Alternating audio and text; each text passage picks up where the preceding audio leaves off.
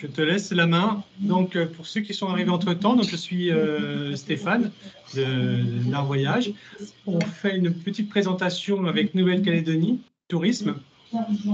Et le but du jeu, c'est de vous donner quelques accès pour pouvoir vendre ces destinations assez facilement, parce que c'est vrai que si on a tendance à attendre que la demande arrive, ça se transforme souvent en vol sec. Donc, ce qu'on va essayer de faire, c'est vous donner les clés de façon à ce que vous soyez en mesure de le proposer dans les semaines qui arrivent. Donc voilà, Muni, si tu es d'accord, tu me fais des petits signes quand il faut tourner les pages. Oui, alors bonjour tout le monde. Je me présente, je suis Winalia de l'Office du tourisme de la Nouvelle-Calédonie. Euh, merci. Oui, du coup, je suis Winalia de l'Office du tourisme de la Nouvelle-Calédonie. Merci Stéphane pour organiser ce webinaire et aussi merci à vous d'avoir pris le temps d'assister pour découvrir la destination. Donc, je vais vous passer quelques images de la destination. Stéphane, tu peux passer aux vidéos suivantes, s'il te plaît. Je ne sais pas si vous entendez le son, parce que tout à l'heure, on a fait des essais, ça ne marchait pas. Je ne sais pas si vous l'entendez. Au moins, vous avez quelques images. Oui, au moins, il y a quelques images qui changent un peu de climat qu'on a aujourd'hui là, pour vous montrer un peu ce qu'on peut voir, ce qu'on peut proposer en Nouvelle-Calédonie à vos clients. Comme vous pouvez voir sur le vidéo, il y a des paysages tellement différents, des expériences culturelles, naturelles, les lagons, qu'on va vous faire explorer tout ça pendant ce webinaire. Euh, le prochain, s'il te plaît, Stéphane. Oui, Merci. il me remet à zéro. Attends. Alors, en fait, excusez-moi. Voilà. Voilà. OK. Bah, tout d'abord, comment on peut se rendre en Nouvelle-Calédonie? En fait, la Nouvelle-Calédonie se trouve dans l'océan Pacifique, hein, à côté de l'Australie, comme vous pouvez voir sur la carte. Donc, depuis la France, on peut arriver en Nouvelle-Calédonie via plusieurs options d'escale. Pour l'instant, pour le moment, jusqu'à aujourd'hui, on n'a pas encore de vol direct, mais on peut arriver via, par exemple, par exemple, à Tokyo, en Australie. Et depuis l'année dernière, la ligne Singapour-Nouméa a été établie. Donc, on peut désormais voyager en Nouvelle-Calédonie via Singapour. Donc, vos clients ont plusieurs options de vol pour arriver jusqu'aux escales. Et ensuite, les lignes entre ces escales sont desservies par Aircalin jusqu'à Nouméa. Alors, juste pour information, je pense que vous le savez, mais NAR fait beaucoup de sur-mesure. On peut organiser des stopovers sur toutes ces destinations-là, hein, que ce soit Singapour, Japon ou l'Australie. On peut prolonger le séjour de la Nouvelle-Calédonie avec une autre destination. Exactement, c'est pour aussi de proposer plusieurs expériences avant ou après la Nouvelle-Calédonie. Donc, je vous partage quelques informations clés sur la Nouvelle-Calédonie. Donc, c'est un territoire qui a été découvert en 1774 par James Cook. Est-ce que vous savez pourquoi la Nouvelle-Calédonie s'appelle Nouvelle-Calédonie? On a coupé les micros, donc. Non, non. Alors, en fait, James Cook, comme il est un Écossais, c'est lui qui a découvert ce territoire-là et il voulait faire référence à ses origines. Donc, en fait, Calédonie, ça veut dire Écosse en, en écossais. Donc, il a nommé ce territoire qu'il a découvert en Nouvelle-Calédonie, sa nouvelle maison. Donc, c'est une petite anecdote d'origine du nom de la destination. Et aujourd'hui, en Nouvelle-Calédonie, on a à peu près 271 000 habitants. C'est un territoire multiculturel, donc il y a un mélange de plusieurs habitants, notamment les Kanaks, les Européens. Il y a aussi des communautés indonésiennes, asiatiques qui sont présentes en Nouvelle-Calédonie. Et la langue officielle en Nouvelle-Calédonie, ça reste le français, parce que c'est un territoire français, mais il existe aussi des langues kanaks et des dialectes. Et aujourd'hui, le décalage d'horaire entre la France et la France métropolitaine et la Nouvelle-Calédonie, c'est 10 heures. Donc, ils ont 10 heures en avance de nous. Donc là, on est midi 40. Donc, chez eux, c'est déjà à 22h, 22h40 le soir. Et la monnaie qui est utilisée en Nouvelle-Calédonie, ça s'appelle le franc pacifique. Donc, 1 euro, c'est équivalent d'environ 120 francs pacifiques. Et c'est un taux d'échange qui est constant toute l'année. Donc, c'est fixé par les accords, donc il n'y a pas de fluctuation de taux d'échange. Aujourd'hui, on va vous présenter les arguments pourquoi pourquoi proposer la Nouvelle-Calédonie à vos clients. Premièrement, c'est une destination exclusive. Quand je parle de la destination exclusive, c'est vraiment une destination qui reçoit très peu de touristes et on peut vraiment se retrouver seul dans une plage, seul dans un site. Donc là, par exemple, pendant un an, on a seulement environ 130 000 touristes par an. Donc, pour une destination touristique, c'est quand même très peu de gens. Donc, vos clients peuvent vraiment trouver du calme. Et c'est ça, en fait, quand on dit exclusif, c'est vraiment une destination qui n'a pas de tourisme de masse. Ensuite, J'ai tourné la page. oui, merci. En Nouvelle-Calédonie, on a aussi un climat idéal toute l'année. Donc, c'est souvent surnommé une destination qui a un printemps éternel. Pourquoi? Parce que même s'ils ont 2 saisons, là, on est en saison chaude depuis novembre jusqu'à avril. Et ensuite, depuis mai jusqu'à octobre, ça sera la saison fraîche. Mais il n'est jamais trop chaud ni trop froid en Nouvelle-Calédonie. Donc, la température moyenne toute l'année, c'est 24 degrés Celsius. Donc, on peut faire la baignade toute l'année et ça se visite toute l'année. Donc, il n'y a pas vraiment une saison à éviter. Donc, c'est toujours idéal. Et Voilà. surtout, entre juillet et septembre, il y a aussi le phénomène d'immigration des baleines. Donc, pendant cette période-là, vos clients aussi peuvent observer des baleines, plutôt dans le sud de Grande-Terre. En aide-mémoire, pouvez-vous dire que c'est aux mêmes latitudes que l'île Maurice, donc c'est à peu près le climat de l'île Maurice. Ça, je sais que vous le savez, c'est une destination que vous demandez souvent, donc ça, vous l'avez à l'esprit. Donc voilà, on peut comparer les deux. Voilà. Et ensuite, c'est aussi un vaste territoire. Si vous voyez tout à l'heure sur la carte, ça peut paraître un petit peu petit, mais en fait, comme vous voyez ici, en Nouvelle-Calédonie, il y a la Grande-Terre qui s'étale 400 km. Il y a aussi les îles de Loyauté qui sont composées par l'île Ouvéa, Lifou, Marais. Il y a aussi l'île des Pins dans le sud. Donc, c'est un vaste territoire à explorer. Il y a vraiment beaucoup de choses à voir, beaucoup de choses à explorer. Et chaque territoire propose des expériences aussi très variées. Par exemple, de Nouméa, qui est la capitale, jusqu'à le plus nord, à Poum, ça va prendre à peu près 5 heures de trajet en voiture.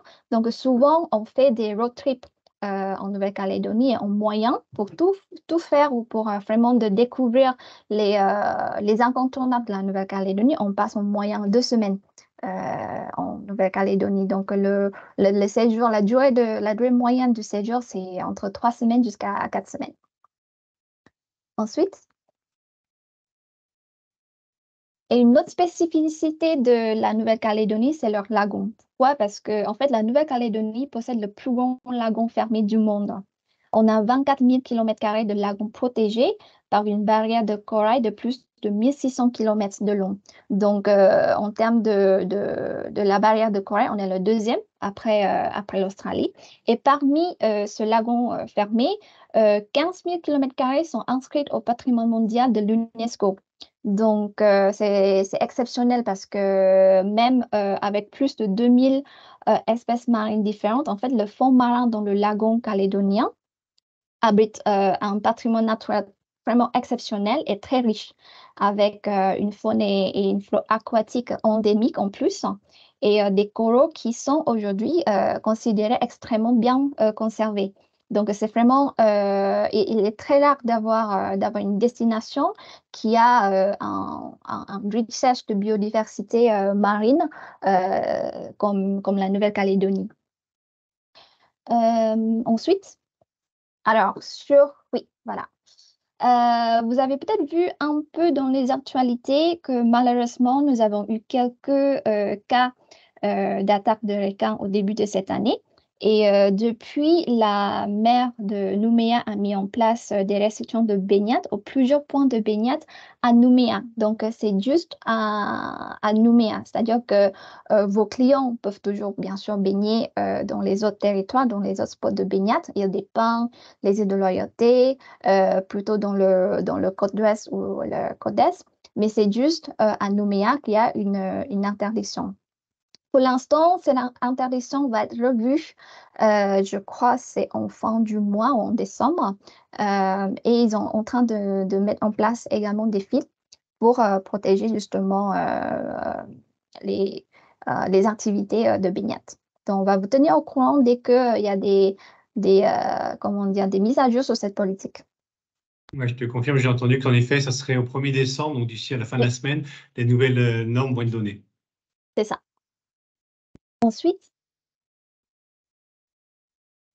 alors, la nature. Donc, la Nouvelle-Calédonie, en fait, est classée troisième au monde pour son taux endémisme. C'est-à-dire que la majorité d'espèces animales et végétales, 70% d'espèces animales et végétales en Nouvelle-Calédonie sont d'origine de la Nouvelle-Calédonie et n'existent nulle part ailleurs. Donc, il y a très peu d'endroits dans le monde où il y a autant de temps d'endémisme. Et c'est aussi un hotspot de biodiversité, c'est-à-dire que la Nouvelle-Calédonie, on a une telle richesse de biodiversité, mais en même temps, ils sont également menacés par les activités humaines. Donc, c'est pour ça que il y a beaucoup de politiques qui sont mises en place pour justement la protection de la nature, par rapport aux activités touristiques également. Ensuite,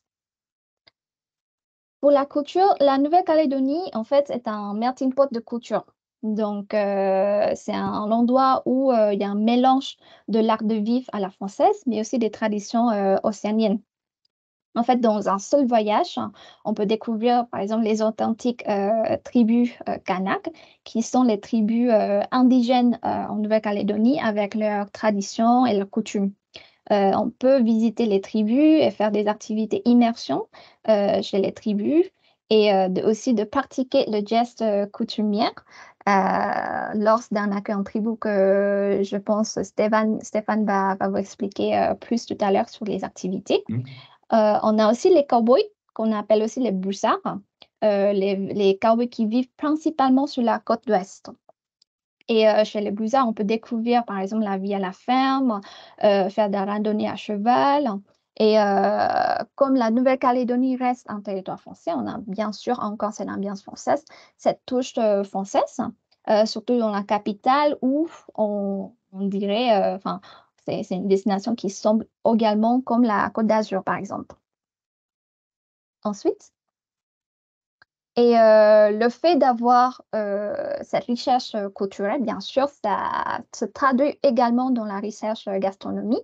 On mange très bien en Nouvelle-Calédonie. Déjà, par exemple, on peut manger des produits de fruits de mer très fraîches. De la mer. On peut aussi goûter, bien sûr, les plats traditionnels des Kanaks, par exemple le bougna. On peut aussi faire, par exemple, des barbecues avec les broussards. Mais si vos clients ont envie aussi de la gastronomie française, on peut y trouver facilement. Ensuite, comme la Nouvelle-Calédonie reste un territoire français, bien sûr, c'est aussi une destination développée et sûre par rapport à des nombreuses îles du Pacifique. En fait, la Nouvelle-Calédonie, on a quand même un niveau de vie assez élevé en Nouvelle-Calédonie. On bénéficie d'un hôpital de classe mondiale. On a aussi les infrastructures nécessaires. Par exemple, on a de très bons réseaux routiers, une couverture 4G sur toute île, des distributeurs de billets, des hôtels. Et en plus, comme je disais tout à l'heure, le franc Pacifique reste très stable avec un taux de change fixé par rapport à l'euro. Donc, c'est très facile aussi à se déplacer en Nouvelle-Calédonie. Ensuite, et en Nouvelle-Calédonie, on a aussi un large choix en termes de l'offre. Par exemple, au niveau d'hébergement, on peut trouver des hébergements de toutes les gammes, de camping, des gîtes, des appartements, des hôtels 3 étoiles jusqu'à les hôtels 5 étoiles.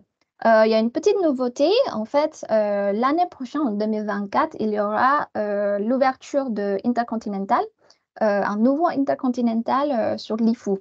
Donc, pour l'instant, on n'a pas encore la date d'ouverture. Mais ça, c'est pour vous dire que même en Nouvelle-Calédonie, on peut trouver des expériences d'hébergement très diverses. Et pareil pour tout ce qui est activité. On peut faire de la baignade, de la randonnée. On peut aussi faire du shopping, par exemple, à Nouméa, de visites culturelles, etc., etc. Ensuite,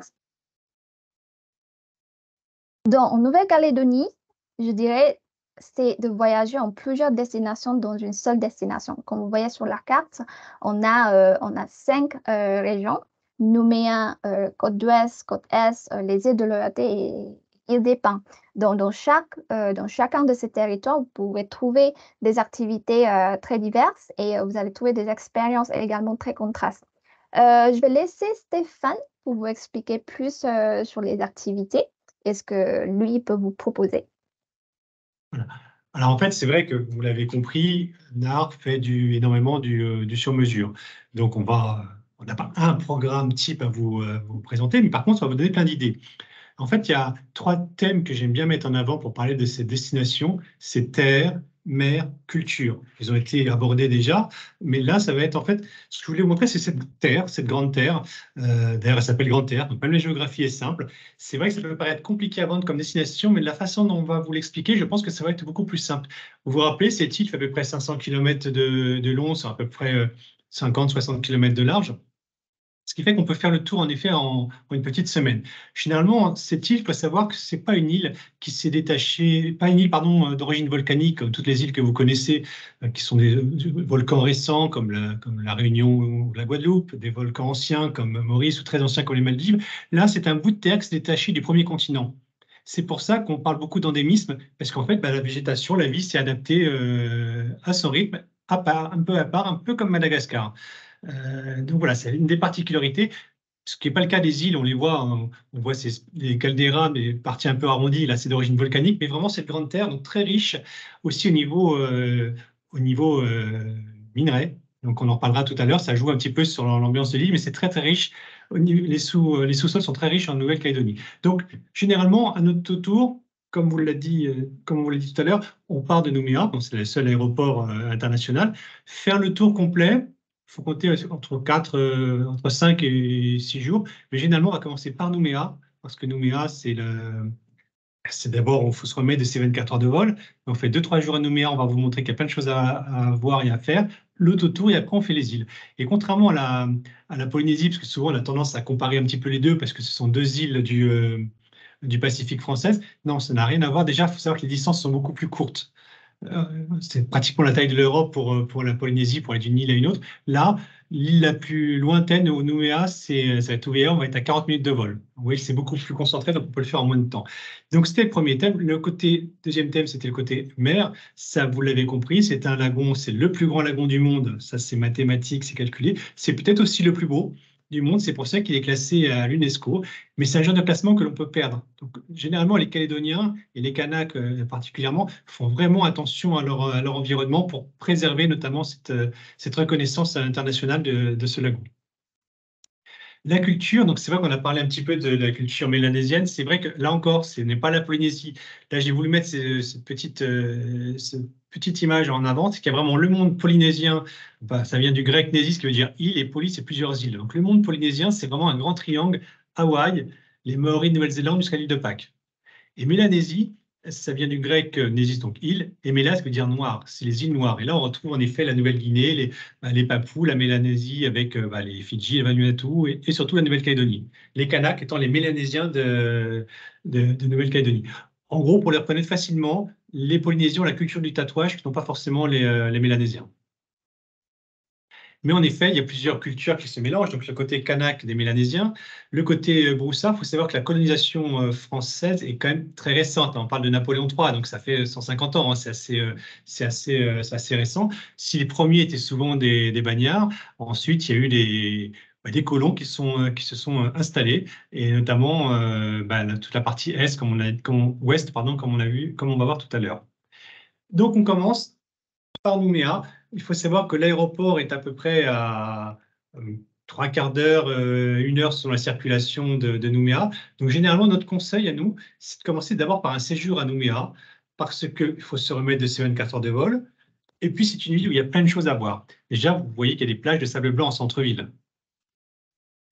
Vraiment une capitale cosmopolite. Voilà, Ansbata, qui est un peu le quartier où il y a pas mal de bars et de restaurants. Vous voyez, c'est sable blanc. On ne s'imagine pas forcément dans une capitale de plus de 120 000, presque 150 000 maintenant, avec l'agglomération. Plage de sable blanc en centre-ville. Donc, les gens se baignent, bon, même si en ce moment, c'est un petit peu plus compliqué pour les raisons qu'on vous a parlé tout à l'heure.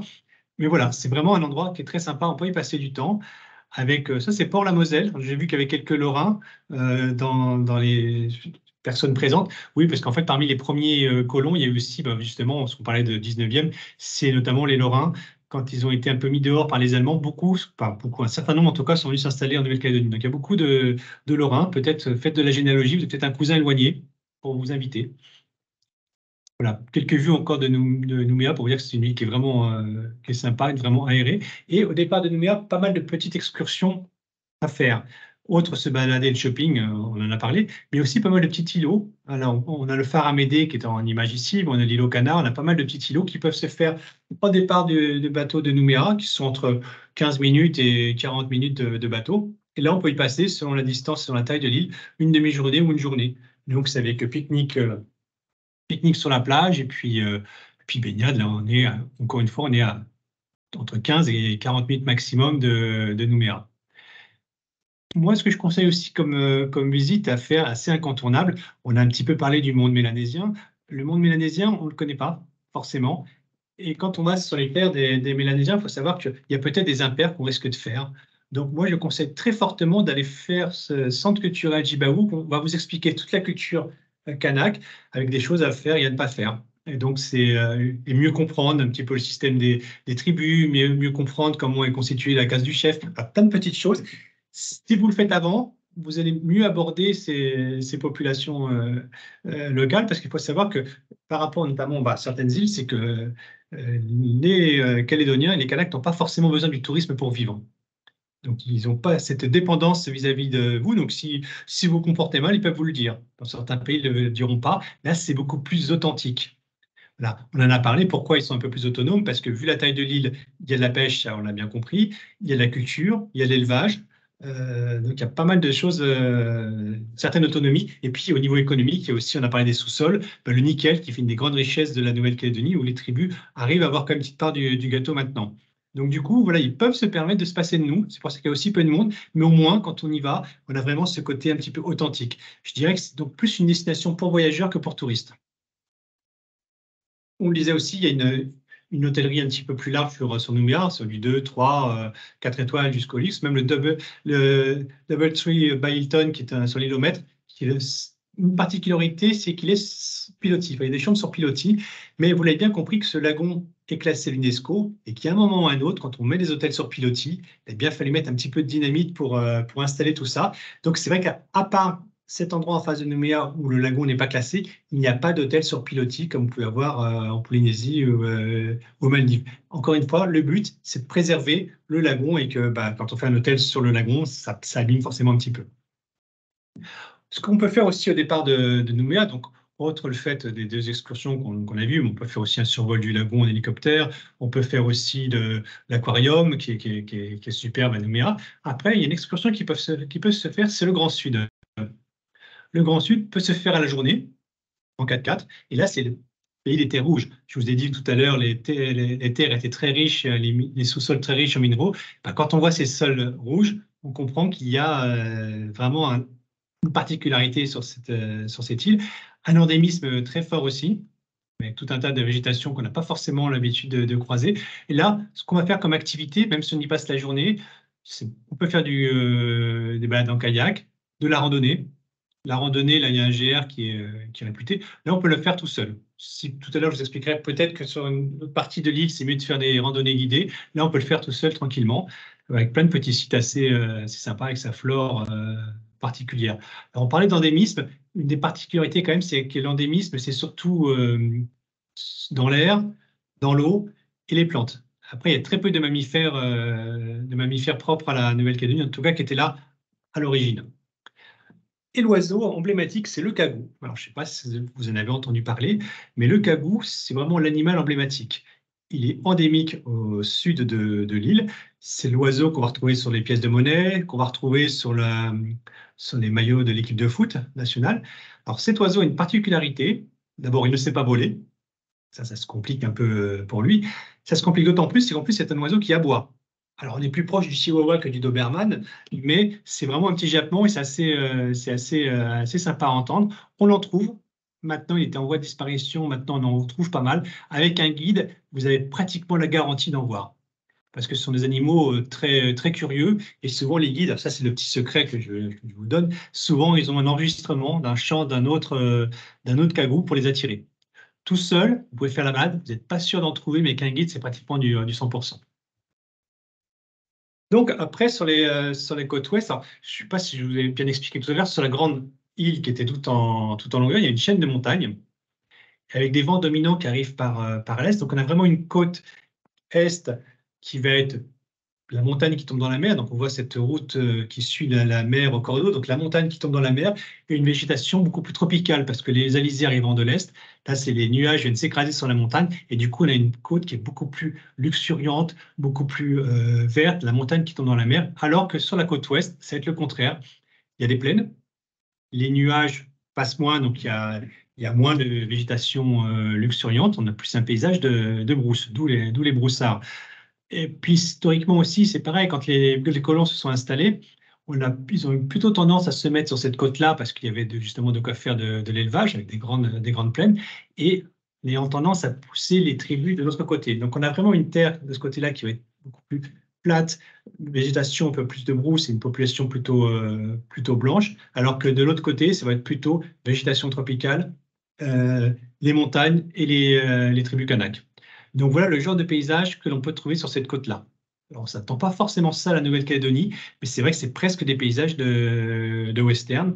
Tout à l'heure, hein, on parlait des broussards qui étaient les cow-boys de l'océan Indien. Voilà ce genre de paysage qu'on peut avoir avec les vestiges des premiers colons. En bas, voilà, les broussards, donc les cow-boys du Pacifique. Et en effet, dans les activités, on peut passer un moment dans une ferme. Peut-être même pour ceux qui pratiquent beaucoup l'équitation, il y a même des balades à cheval qui peuvent se faire. Il y a même pour les experts, on peut même participer au rassemblement de troupeaux. Donc, il y a pas mal de petites choses très intéressantes à faire. Là, on va manger un peu local aussi. Donc, on va souvent, avec les broussards, le déjeuner très typique, pardon, ça peut être un barbecue de cerf. Alors, le cerf, c'est le cerf. Alors, pour faire un petit peu local, les Caldoches disent les cerfs, et pas les cerfs. Donc voilà, ce genre de paysage que l'on peut avoir sur cette côte-là. Avec Bourail, là, c'est donc la côte encore plus moins luxuriante. Alors c'est un des sites où là, vous avez notamment sur cette plage-là énormément pendant l'hiver de tortues marines qui viennent pondre. Donc ça, c'est une excursion qui peut se faire aussi à temps plein. Puis voilà, vous voyez que la route on ne le voit pas trop, mais la route est vraiment très bonne. C'est vrai qu'on en a parlé que les autotours se font assez facilement. La route est très bien entretenue, hein, c'est fait avec vos impôts. N'oubliez pas, c'est la France, donc très bien entretenue. Avec l'image emblématique de cette côte-là, c'est le cœur de veau. Alors, c'est complètement naturel, même si c'était mis en avant par Yanatus Bertrand, parce qu'il fallait le voir du ciel pour voir cette forme de cœur très prononcée. Pour la petite histoire, ceux qui font en autotour, il y a une petite colline un petit peu plus loin, on le voit un petit peu aplati, mais on reconnaît bien le cœur. Mais l'idéal, c'est en effet, et ça c'est une excursion qui se fait aussi de pas mal d'endroits de ce côté-là, c'est un survol en ULM. Alors moi, j'ai sélectionné cette image parce que je ne sais pas si vous voyez en haut à gauche, mais il y a un bateau. Donc, pour la première fois, on se rend compte un petit peu de la taille de ce cœur. C'est l'équivalent de 4 à 5 terrains de foot. Voilà, c'est quand même quelque chose qui qui est assez important. Là, les autotours, c'est simple aussi parce que comme vous voyez, il n'y a pas énormément d'hôtels. Il n'y a pas d'hôtel de luxe, à part le Sheraton Devas sur la région de Mouraille qui est ouvert depuis quelques années. Mais on est sur 2-3 étoiles. C'est vrai que tout à l'heure, la partie office de tourisme a tendance à présenter tous les hébergements, donc y compris les gîtes et les campings. Nous, on les vend pas trop. Les campings, parce que ce n'est pas une clientèle forcément qui passe par les agences. Pour les gîtes en tribu, alors on peut en faire quelques-uns. Mais on va revenir parce que ce n'est pas forcément sur cette partie-là de l'île, mais on peut en proposer. Donc voilà, on est sur du 2-3 étoiles. C'est maximum, voilà, on est entre 30-40 chambres, donc ce n'est pas des grosses structures, c'est des petites structures assez souvent proches de la mer, avec piscine systématiquement. Donc voilà, un côté assez sympa. La côte Est, je surveille un petit peu l'heure, la côte Est, beaucoup plus sauvage, on l'a dit, une nature sauvage, la montagne, on commence à voir la montagne qui tombe dans la mer. Et voilà, c'est le genre de paysage que l'on peut avoir. Par rapport au paysage de brousse, on est peut-être à 50 km à vol d'oiseau. C'est juste pour vous montrer le contraste et que dans le même voyage, et là on n'a pas fait les îles, on n'est que sur Grande Terre, voilà toutes les différences que vous pouvez avoir. C'est les terres des Mélanésiens, avec la robe mission. Alors c'est les robes qui descendent, qui cachent les bras, les jambes, parce que quand les premiers blancs qui sont vraiment installés, européens qui sont installés en Nouvelle-Calédonie, ce sont des missionnaires. Ils ont trouvé des peuplades un peu trop dénudées à leur goût, donc ils leur ont mis des espèces de robes qui descendent jusqu'aux chevilles pour cacher. Et bien finalement, les Mélanésiennes les ont toujours, sauf que maintenant, ce n'est pas un tissu blanc assez triste, maintenant c'est très coloré. Et en ville, même en pleine Nouméa, vous voyez des Mélanésiens habillés de cette façon. C'est aussi les terres un peu plus mélanésiennes, notamment on va trouver dans chaque village, dans chaque tribu, la case du chef. La case du chef, on en a parlé très vaguement tout à l'heure, c'est aussi quand on va sur un territoire kanak, on est chez eux. Et donc, il n'y a pas le système de barrière comme chez nous. On peut se promener n'importe où, mais on est toujours chez quelqu'un. C'est même plus compliqué que ça. Ce n'est pas les terres qui appartiennent aux Mélanésiens, c'est les Kanaks qui appartiennent à leurs terres. Donc, il y a une histoire d'ancêtres, etc. Donc, c'est vraiment assez sacré. Donc, quand on va dans un village pour la première fois, surtout si on y va pour déjeuner ou pour y dormir, on va faire ce qu'on appelle le geste coutumier. Donc, on va se présenter au chef du village. Vous dites qui vous êtes, c'est le côté échange qui est très important, avec un petit cadeau à la fin qui est très symbolique. Alors, on a le manou, qui est un tissu. En fait, ça représente le lien. Il y a souvent sur la femme du chef, mais voilà, on fait des nœuds, on peut relier. Donc, il y a une histoire de lien qui est importante dans la mentalité mélanésienne avec le tissu. Souvent, un petit cadeau, alors ça peut être un petit cadeau de chez vous, voilà, ça peut être un petit truc assez sympa. Et puis, souvent, un billet, ça peut être un billet aussi, ou alors quelque chose qui se partage. Alors, ça peut être un paquet de cigarettes, un paquet de riz. Voilà, il y a le côté partage qui est aussi important dans leur mentalité. Et la case du chef, comme on la reconnaît, généralement déjà c'est la plus grande. Elles sont pratiquement tout le temps, que je sache, tout le temps rondes. Ça facilite les échanges et la conversation. Avec un poteau central qui représente l'ancêtre et toujours la flèche fêtière qui représente vraiment l'ancêtre que l'on trouve en haut. Donc, quand vous avez une flèche fêtière comme ça, c'est toutes les chances que ce soit la case du chef. Et là, on peut même pousser que c'est une tribu de la mer parce qu'on a un coquillage tout en haut.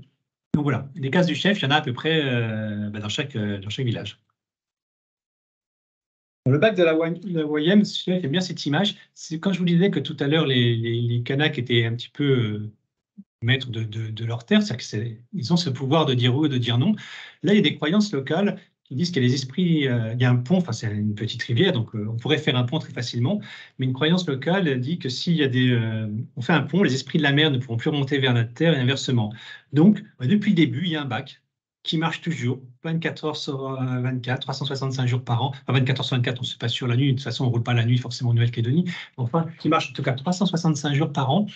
Et voilà, on a encore ce côté authentique parce qu'ils ne veulent pas d'un pont. Et bien, ils seront maîtres sur leur terre, il n'y aura pas de pont. Et c'est comme ça dure depuis 150 ans. Alors, quelques images encore pour vous montrer cette côte déchiquetée. Je souris un petit peu là, 13h10, ça va. La poule de Yengen, qui est aussi quelque chose d'assez symbolique sur la destination, qu'on retrouve même sur les billets de banque. Alors, je ne sais pas si vous voyez bien la poule. Enfin, on voit bien sur la gauche la tête avec le bec pointu et puis la crête. Puis en face, il y a le Sphinx, qu'on voit pas trop, on voit pas sur cette image, mais qui est plus difficile à trouver. Et voilà encore cette côte déchiquetée. Et depuis cette côte-là, ce qu'on a comme activité, c'est évidemment les balades en kayak autour de cette poule. C'est aussi, si je vous disais que c'est pas toujours évident de dormir dans une tribu, pour une histoire de confort, mais pas que. C'est surtout parce que certaines tribus ne font pas trop la différence entre un client qui vient d'une agence de voyage, d'un tour opérateur ou un client direct. Ils n'ont pas cette notion de prix de commissionnement qu'on pourrait avoir. Donc pour nous, c'est un peu compliqué avant. Donc on en a un ou deux, je vous parlerai tout à l'heure. Mais voilà, si vraiment le client veut dormir dans un gîte, dans une tribu, à ce moment-là, qu'il s'en occupe. Hein. L'Office de tourisme a tout ce qu'il faut comme information. Voilà, parce que sinon, vous n'allez rien gagner, parce que c'est pour rendre service avec des risques de réclamation, parce que le confort est parfois sommaire. Il y a une diversité assez importante. Il n'y a pas forcément la clim, évidemment. Quand il fait chaud, ça peut être un petit peu compliqué. Mais en tout cas, voilà, c'est possible. Les clients par eux-mêmes ou même par nous, on peut en proposer quelques-uns aussi. Mais dans tous les cas, la culture mélanésienne est super importante. Moi, ce que je conseille fortement, c'est au moins de prendre une excursion, qu'on peut vous proposer aussi, pour passer un déjeuner en tribu. Donc, c'est le fameux Bounia. Parce que là, on va vraiment baigner dans une famille pendant quelques heures et qui va vous expliquer un petit peu les coutumes, un peu les traditions qui peuvent être très intéressants. Ils sont tellement à part, ces Mélanésiens, que vous pouvez avoir sur cette côte-là, notamment aussi sur le nord, des étals avec des choses à vendre. Vous voyez la caisse qui est là, même s'il y a un cadenas. Il n'y a pas de vendeur. C'est vraiment voilà, il y a la confiance, on est chez eux, ils sont en tête terre de leurs ancêtres, pardon, et on met l'argent dans la caisse et puis on va plus loin. Alors là, c'est les objets pour les touristes, un peu plus loin, ça peut être des avocats ou des fruits. Voilà. Notamment, là, on a un gîte qui peut être proposé, et puis sinon, on a deux hôtels. Vous voyez, Yengen, c'est un gîte et un hôtel, Point d'Imier, c'est un hôtel. Donc, on n'a pas, quand on fait l'autotour, ça ne va pas être très compliqué à organiser, vous allez choisir les étapes, mais il n'y a pas trop le choix des hôtels, donc c'est assez facile à mettre en place. Après, il y a les îles. Alors là, j'ai fait une seule présentation pour les îles, mais finalement, il y en a trois qu'on mettra de côté qui sont les loyautés. Donc, Ouvéa, Lifou et Marie qui sont en haut, et l'île des Pins qui est plus bas. En tout cas, c'est des lagons paradisiaques. Là aussi, c'est surtout des terres kanak. Il faut s'imaginer que ces îles, elles ont entre 3000 et 9000 habitants. Donc, on se marche pas dessus. Donc, Lifou, qui va être peut-être la plus touristique, parce qu'il y a plusieurs hôtels, mais malgré tout, c'est assez petit. Souvent, l'excursion se fait, enfin, un tour de l'île, c'est en demi-journée. Pour vous dire qu'il n'est pas très grande, c'est en une demi-journée. On fait le tour en voiture, on s'arrête voir les quelques sites qui valent le coup d'être pris en photo et de s'arrêter pour vivre un petit peu l'instant. Voilà. Encore une case du chef, ronde avec la flèche laitière au-dessus. Donc, il y a 28 langues, puisque ce qu'on disait tout à l'heure, c'était 28 ou 29 langues. Mais en tout cas, chaque tribu a sa langue, enfin chaque clan a sa langue et aussi leur type de case. Voilà le fameux bounia, donc qui est ou à base de poulet ou à base de poisson. En fait, ça va être cuit à l'étouffée dans des feuilles de coco baignées sous les pierres chaudes. Sous les pierres chaudes, et ça va cuire pendant plusieurs heures. C'est baigné dans du lait de coco, c'est vraiment super, super bon. Mais c'est vraiment une tradition, c'est pas quelque chose qu'on peut manger à l'improviste. Donc, c'est une excursion qui se réserve, donc on peut vous proposer encore une fois. Et là, vous venez, il faut savoir que quand vous allez venir, ça cuit déjà peut-être depuis 1 heure ou 2. Alors là, on est toujours sur l'IFU. Alors ça, c'est ce qu'on appelle du tourisme de masse, hein, parce que vous l'aviez vu tout à l'heure, on a parlé qu'il y avait une certaine exclusivité. Là, on ne se rend pas compte, mais derrière, il y a un hôtel. Le plus grand hôtel de l'île est sur cette plage. On voit un ou deux bungalows sur le côté, plus une autre personne sur la plage. Donc à partir de 3, voilà, c'est du tourisme de masse.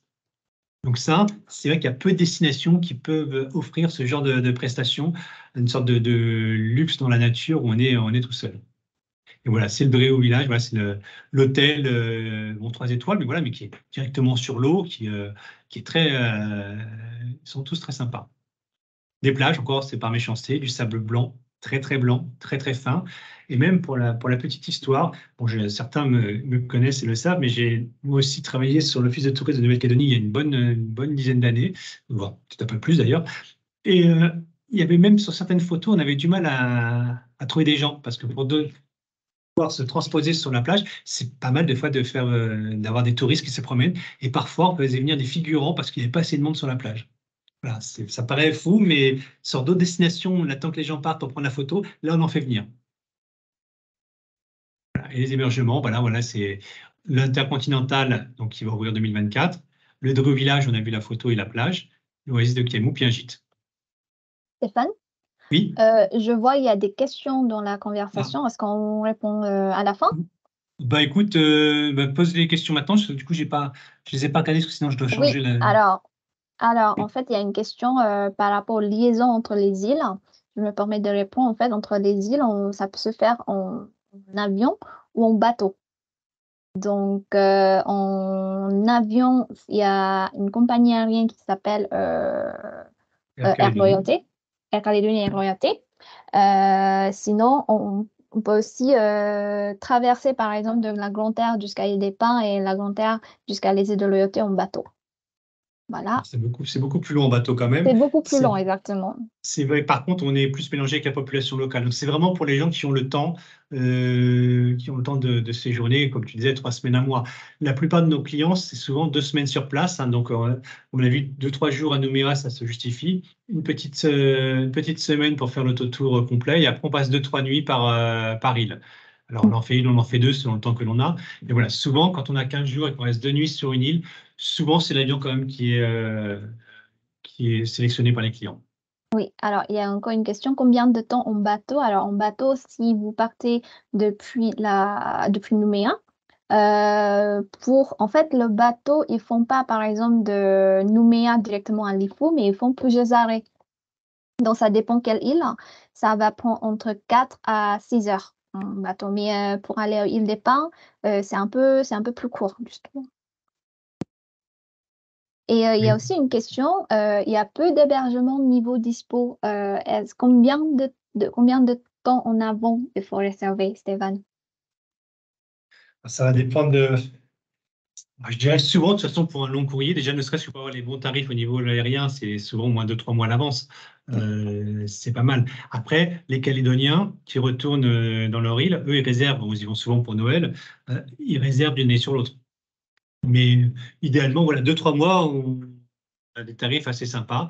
Après, c'est encore une fois, on a vu, hein, c'est 120 000 touristes à l'année, donc on peut quand même trouver des dispos. Si c'est pas le village là, c'est celui d'à côté, mais on arrive généralement à trouver, mais il faut au moins 2-3 mois à l'avance.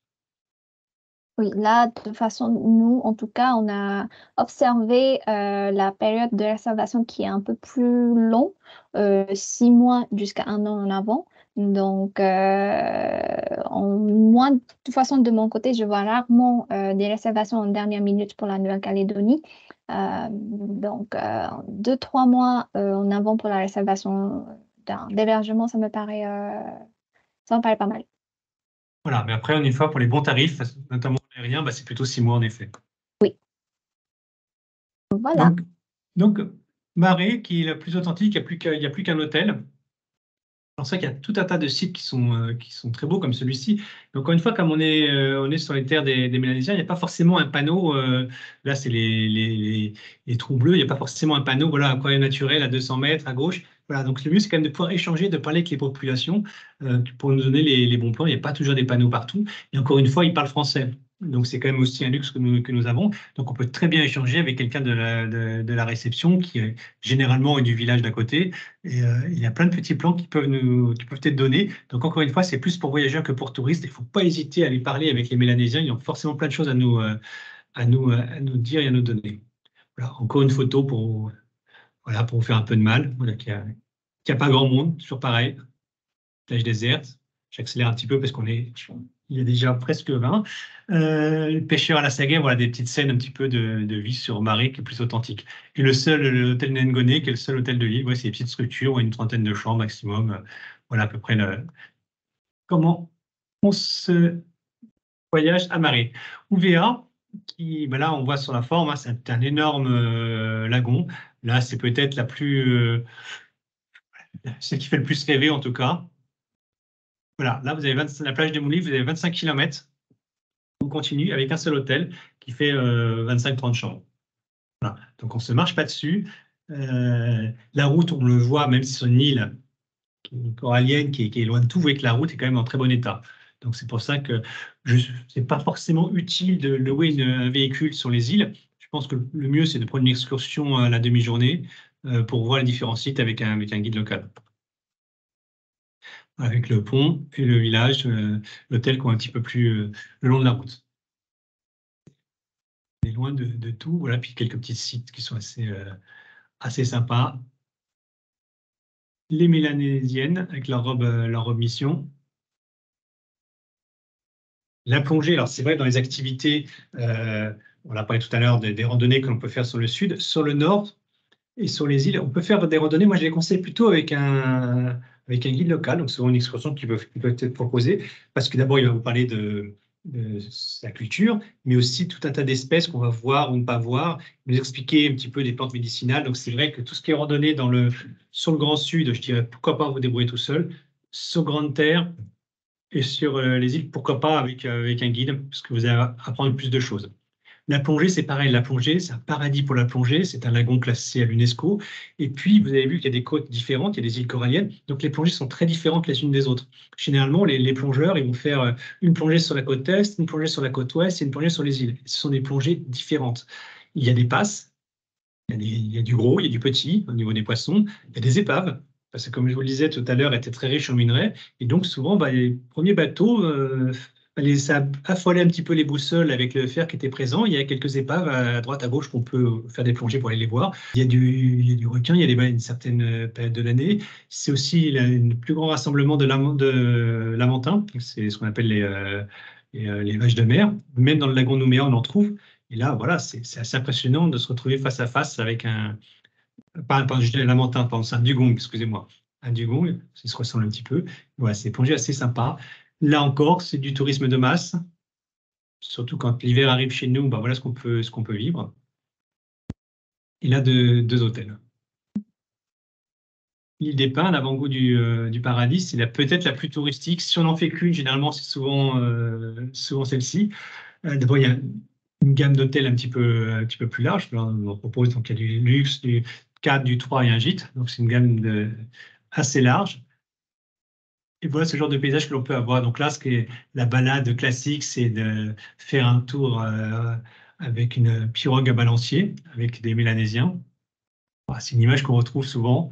Et voilà, c'est donc la baie d'Oupi et ses rochers. Voilà, la pirogue à balancier, on fait un petit tour avec. Et là, on change d'hémisphère, on change de continent, on change de siècle. Là, pareil, c'est une plage d'hôtel. On voit l'hôtel derrière. Donc, c'est encore une notion du tourisme de masse propre à la Nouvelle-Calédonie, avec 2 personnes, un hôtel au fond. Voilà, c'était l'Oré Lodge. Donc, c'est un hôtel assez un peu style balinais, celui-ci. Là, c'est le Méridien, donc le site est superbe. Là, voilà, il n'y a pas d'hôtel sur pilotis parce que, encore une fois, ça abîme. On peut faire des petites promenades le long de petits brins de mer que l'on voit sur la droite. On arrive sur un site superbe qui est l'aquarium naturel. Voilà, on triche un petit peu, hein, puisqu'il n'y a pas de pilotis. Parfois, voilà, il y a des suites avec des terrasses en bois qui vont jusqu'au bord de l'eau. Voilà, c'est pour donner illusion, mais pas de pilotis. Et voilà, l'aquarium naturel, c'est un site donc on y accède à pied. Là, c'est des poissons, mais en quantité, c'est vraiment impressionnant. Ça peut même faire peur tellement il y en a. Moi, je me rappelle d'une plongée là-bas où masque et tuba, ça suffit. Il y a un gros caillou, là, on s'approche du caillou pour aller voir les poissons. Et en fait, le caillou s'en va. C'était juste un énorme banc de poissons. Et ça, c'est à quelques mètres du bord.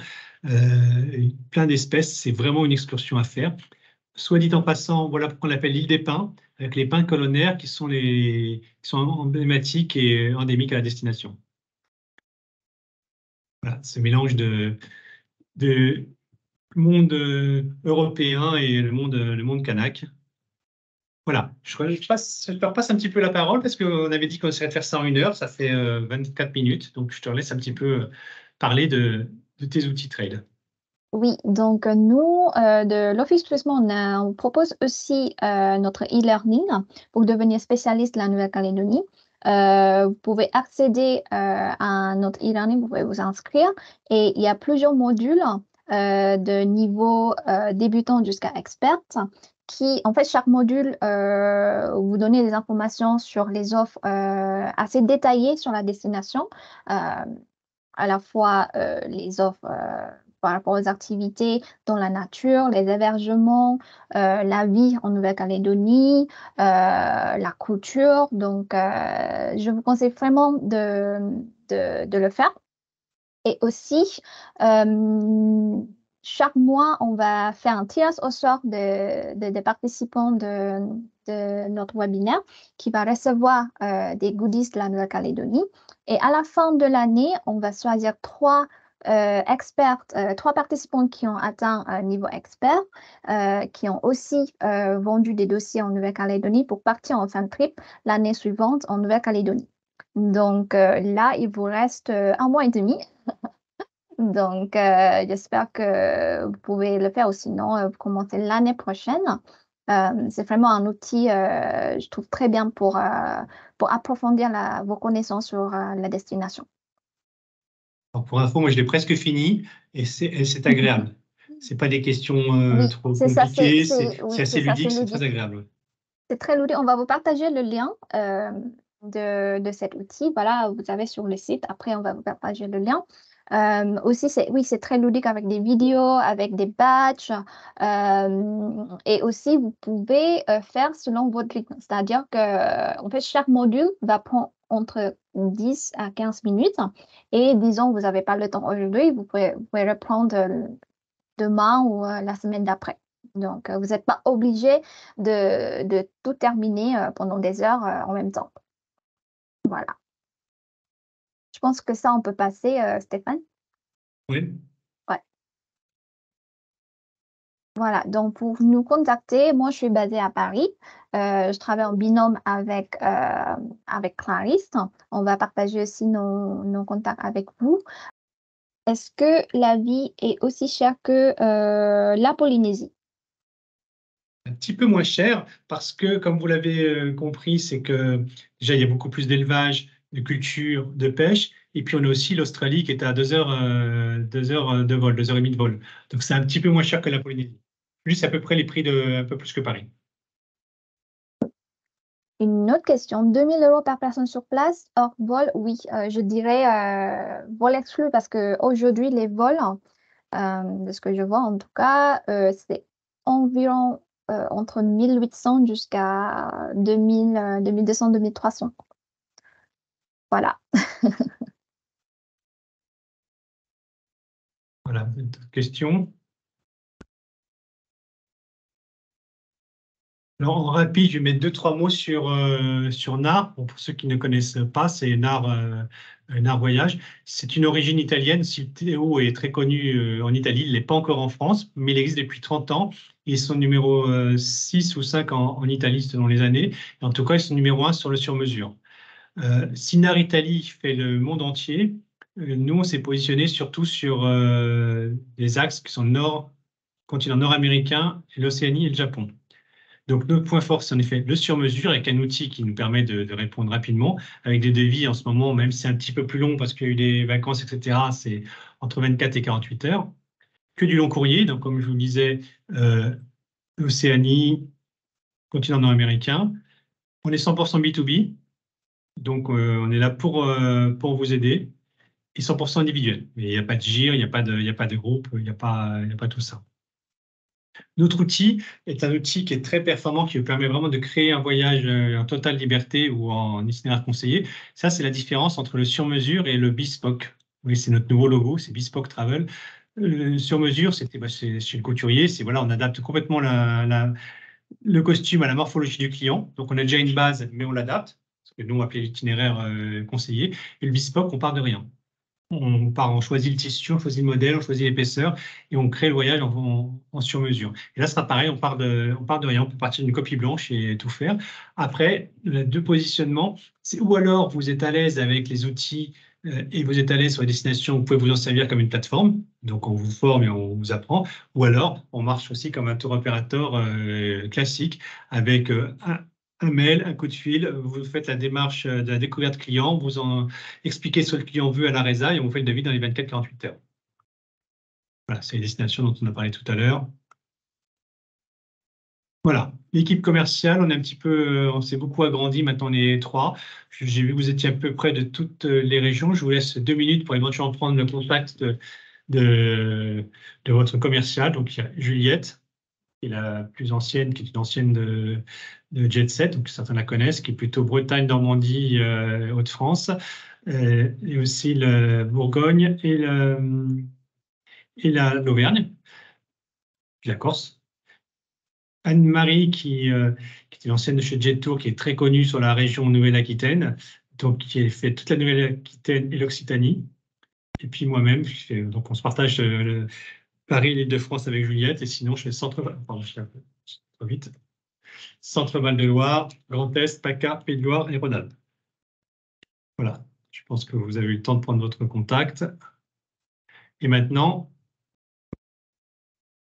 je reprends la main. Oui, alors maintenant, du coup, on va organiser un petit quiz pour vous. J'aurais dû préciser au départ qu'en fait, pour ceux qui participent à ce quiz et qui ont toutes les bonnes réponses, on va faire un tirage au sort pour gagner quelques goodies de la Nouvelle-Calédonie.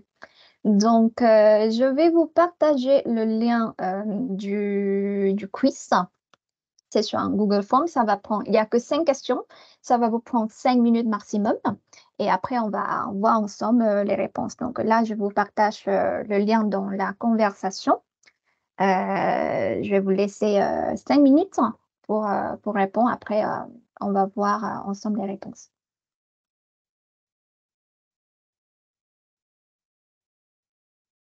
D'ailleurs, Stéphane, je profite parce que je vois dans la conversation, il y a Gaël qui demande, attends, je vais lire la question.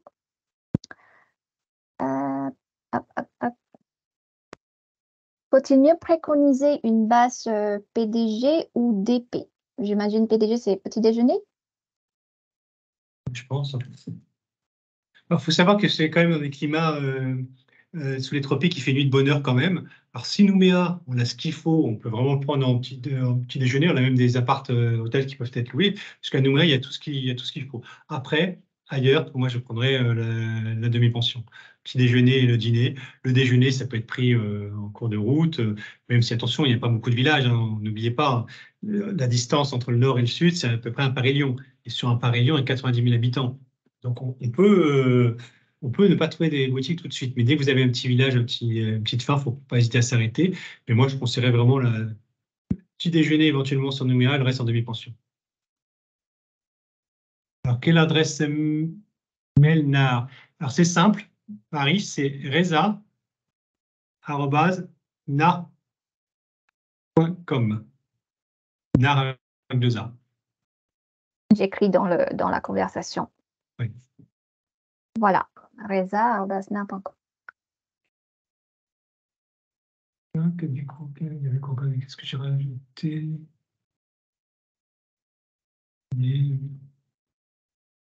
Comment s'appelle la baie? Alors, c'était, je pense que c'était la baie d'Oupi, si c'est la grande baie à l'île des Pins, avec les belles vues, avec les rochers, c'était la baie d'Oupi. Alors, quelle plongée bouteille ou snorkeling? Alors, tout est possible. Il y a même un terme qui a même été inventé tellement le lagon est riche. C'est un terme que j'ai entendu que en Nouvelle-Calédonie. C'est la randonnée palmée. Là, c'est carrément avec un guide. Parce que quand on fait une plongée, c'est vrai que c'est très sympa parce on va avoir plein de poissons, mais on n'a pas les explications. La randonnée palmée, on a un guide avec nous qui va nous expliquer ce qu'on va voir ou ce qu'on a vu. Il y a même un endroit sur la côte est où il y a même carrément un fil d'Ariane que l'on peut suivre. Donc, c'est vraiment pour tous les âges, pour tous les niveaux. On suit le fil d'Ariane et puis avec des petits panneaux pour nous montrer ce qu'on va voir comme type de poisson. Voilà, qu'est-ce que j'ai raté des choses là? Des liaisons entre les îles, on en a parlé. Un peu d'hébergement, oui, mais en même temps, il n'y a pas beaucoup de. Bonjour tout le monde. Voilà, je crois qu'on a vu toutes les questions. De Google Form, vous l'avez.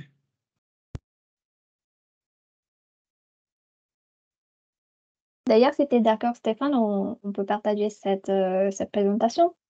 Oui, oui, bien sûr. Oui, comme ça, vous On vous la avez partagez. tous les liens et les informations. Ok, on va attendre encore une petite minute peut-être pour dévoiler la réponse du quiz.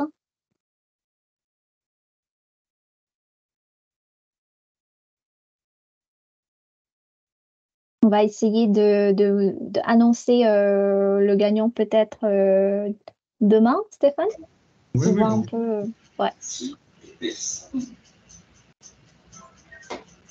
Donc, voilà. Vous avez tous répondu?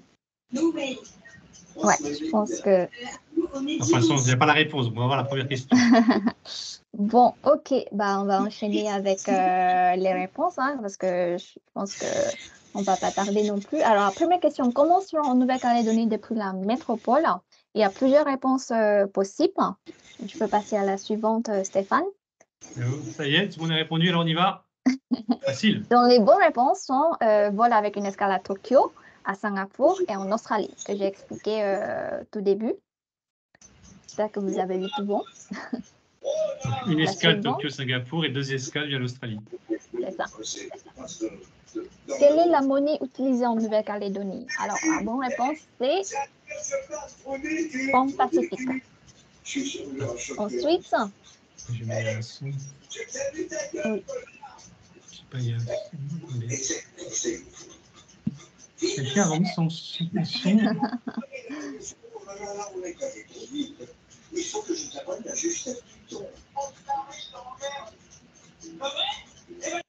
Ok, Voilà. bon, C'est le front on continue. Pacifique. Alors, pour la petite histoire, ceux qui ont été en Polynésie, c'est les mêmes billets. Et il y a souvent une face Polynésie, une face Nouvelle-Calédonie. Donc, si vous avez été, si vous reste un billet, regardez. Quelle région de la Nouvelle-Calédonie est caractérisée par ses terres roches? Donc, la réponse, c'est le Grand Sud. Dans le Grand Sud, sur la Grande Terre, c'est depuis ici aussi où on peut faire de la randonnée, du VTT, et c'est dans ce côté-là où on peut faire de l'observation de baleines entre juillet et septembre. Ensuite, cocher les bonnes informations. Donc, il y a juste une faute parmi ces choix-là. Tu peux passer à la suivante. Donc, la Nouvelle-Calédonie, c'est un melting pot culturel, hein. Il y a plusieurs cultures qui sont présentes, comme j'ai expliqué tout à l'heure, le canard, boussard, française et aussi les asiatiques.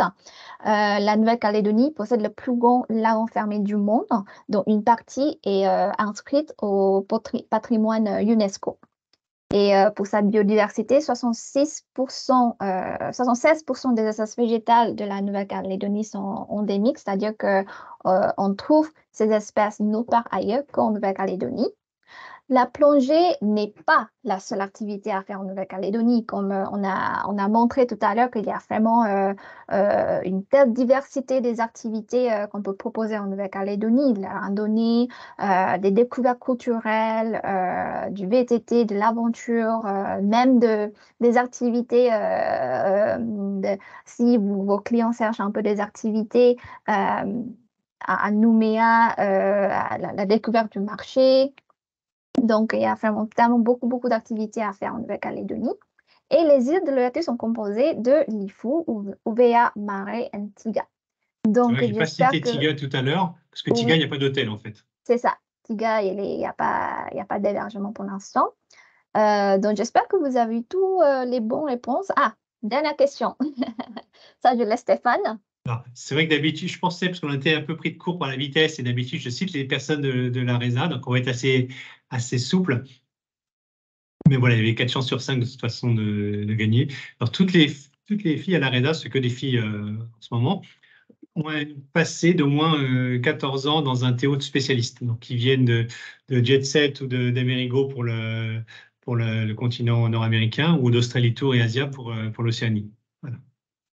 Et on recrute actuellement un nouveau spécialiste sur l'Océanie parce que voilà, on est bien parti, on commence à être bien reconnu sur Australie, Nouvelle-Calédonie, Nouvelle-Zélande, etc. Donc on recrute. Voilà, donc en Voilà. principe, tu as dû récupérer tous les résultats. Oui. Donc on essaie de le tenir en 1 heure parce qu'on sait que vous êtes pris. Bon, on a fait 1h10. Malgré tout, on est assez content parce qu'on pensait déborder un petit peu plus. Ça a pu paraître un petit peu décousu par certains côtés, mais c'est la première fois qu'on le fait à deux. Donc, mais on s'en est pas trop mal sorti. En tout cas, j'espère que vous avez appris des choses. Vous avez nos contacts. On est là pour vous aider. Merci encore de votre participation et j'espère que la présentation vous a plu. Et on reste à disposition, bien sûr, si vous avez encore des questions ou faites beaucoup de demandes à Stéphane. Voilà, on a de quoi faire. Merci, c'était très intéressant. Merci à vous. Bah, écoute, si ça vous a plu, c'est parfait. Voilà. Et encore une fois, je l'ai fait, hein, ce e-learning, il est agréable. Voilà. Bah, au plaisir. Et puis, bah, pour certains, peut-être à bientôt en agence ou peut-être en Nouvelle-Calédonie dès qu'on est invité. Parce que quand vous avez fait votre e-learning, on va tous partir en Eductour. Donc, c'est ce que tu as dit, non? L'Office de tourisme invite tous ceux qui ont fini le. C'est ça. Voilà. Bon. Bonjour, bonjour à Charles-Édouard. Alors, pour ceux qui ne comprennent pas, Charles-Édouard, c'est ma mascotte. Voilà, c'est un petit koala avec qui je me promène. Là, je ne l'ai pas parce que, enfin, si je l'ai, mais il est dans ma valise. Et voilà, donc j'embrasse Charles-Édouard de votre part. Merci à vous. Bonne journée. Bonne journée. Au revoir.